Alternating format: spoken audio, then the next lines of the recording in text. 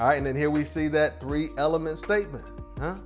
Again, we just used the before you file guidebook. We took those answers, put them in the 3-element statement template, right? And then from there, this is what we end up with, the 3-element statement. This one, again, is a little unique because it's a secondary claim, right? With secondary, you're going to need that medical opinion of someone saying, yes, I believe this is secondary to that service-connected condition. So this one is important to speak with your doctor about, all right?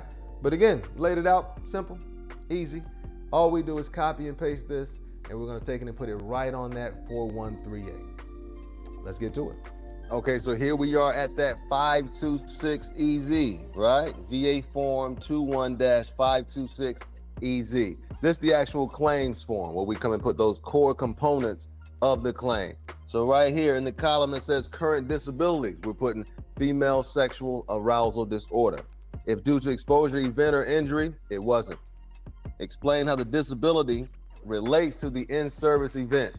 This one is secondary to our service-connected depression, all right? Approximate date disability, don't even put that in there. Again, secondary.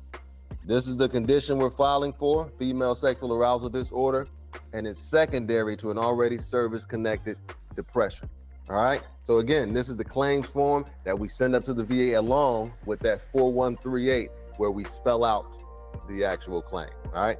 Let's go to the 4138, All right, so here we go at that 4138. That's VA form 21-4138.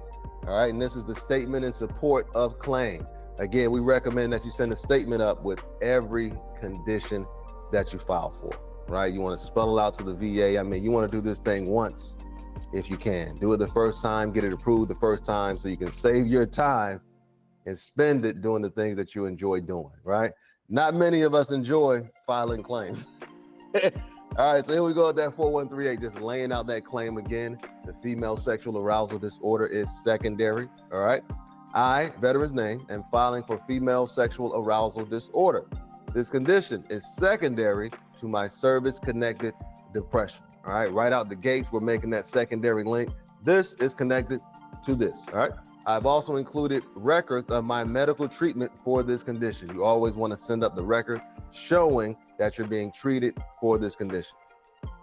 I've also included a medical opinion from my physician. Now, this part right here is key, right? When you're working with your doctor, let them know what's going on.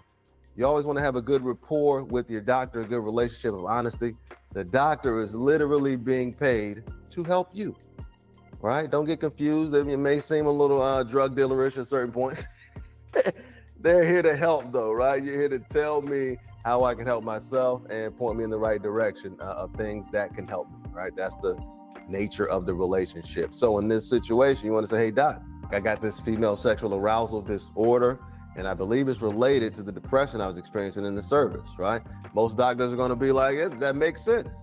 And at that point, you ask the doctor, hey, are you willing to write a medical opinion? Just saying that, you know, in your opinion, it's more likely than not that this female sexual arousal disorder is related to the depression, right? If they feel uncomfortable writing it, you can write it for them and then bring it in. Hey, doc, are you willing to sign this? Right? I need this for my VA claim. And it's yes or no. Either they are or they are not. All right? But it starts with building that rapport and having them to help you out. If they don't do it, still send the claim up.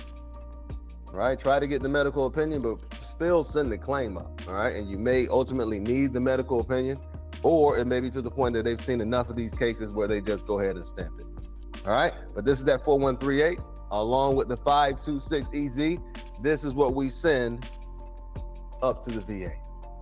Remember, this is a secondary claim, so all we need to do is show that there's a connection between this condition we're filing for and the service-connected condition that we already have. That's it, man. Hey, learn the information. Use the information. If you deem it to be valuable,